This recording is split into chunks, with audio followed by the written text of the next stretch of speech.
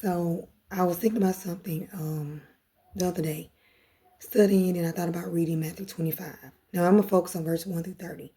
Verses 1 through 13 talk about the foolish virgins and the wise. 10 virgins, 5 were wise, 5 were foolish. So it talks about being prepared. All right. These particular passages talk about being prepared, being ready. So verses 1 through 13, it says the kingdom of heaven is should be likened unto 10 virgins, which took their lamps and went forth to meet the bridegroom. All right. So 5 of them were wise, 5 was foolish. Now, when you think of someone who's wise, that's a person who is kind of cautious of what they do. They think before they do a thing. They're kind of up on their stuff. If you want to, they kind of know what they're doing. They think before they speak. They use a lot of wisdom in their actions. Person who's a fool or foolish, they don't even think about the consequences. It's kind of like, I'm going to do what I'm going to do. Kind of like whatever happens, happens. Their mindset is different. 5 foolish, 5 wise. So the foolish got their lamps with no oil. The wise got their lamps with oil. The bridegroom tarried, which means there was a delay. Okay? So there was a cry that was made and to meet the bridegroom. So the virgins, they got up. All right? So, okay, we were asleep because they had slept. They were asleep while he was gone. So there was a cry was made, prepared to meet the bridegroom. Okay? They got up. All right? So they began to trim their lamps. Got prepared, making ready to put things in order. All right.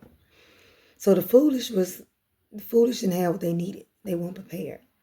So they wanted to borrow from the wise. Hey, give me some of your oil. You know how you do. Give me some of your oil, right? So they said, we can't do it. We can't do it. Why don't you go and kind of like buy, go buy you some.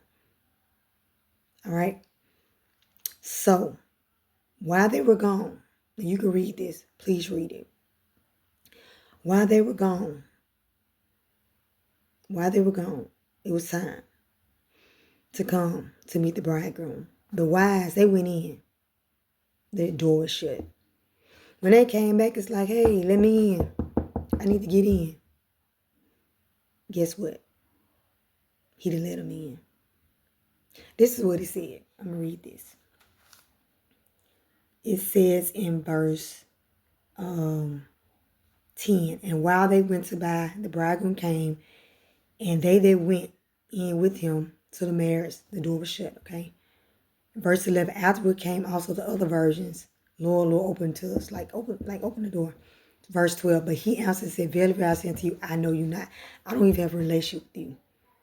I don't know you. You're not prepared. You're not ready.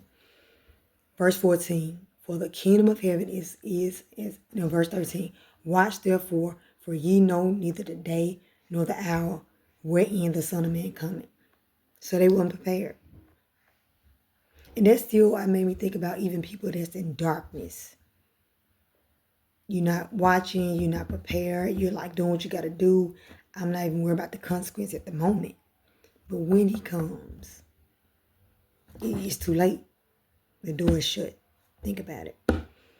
So that's dealing with the first part of that. Let's go to verses 14 through 30 about stewardship. What has God given you? So being a stewardship deals with you're like entrusted with something. You got to be like a manager, or like you're entrusted with something in your care. What you're going to do with it. Whatever God has given you, how are you going to use it? All right.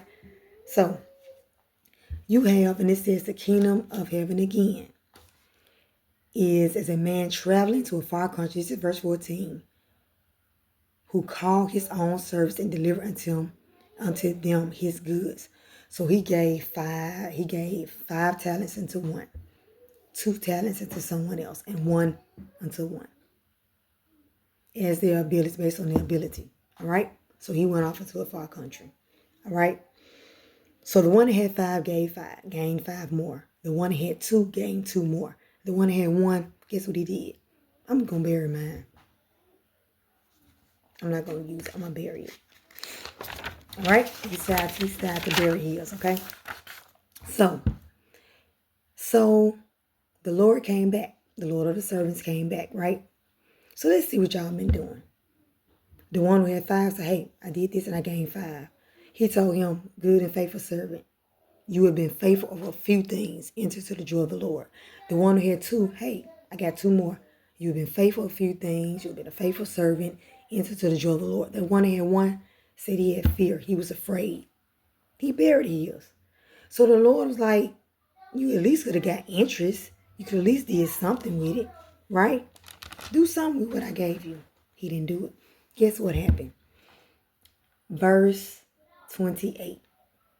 I'm going to take, therefore, the talent from him and give it to him which has 10. So I'm going to take what you got and give it to somebody who got more, who actually did something with it.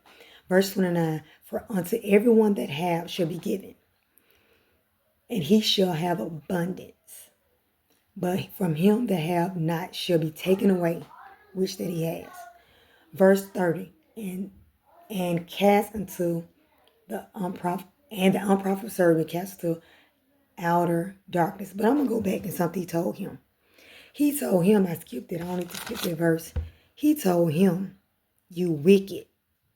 This is verse 20.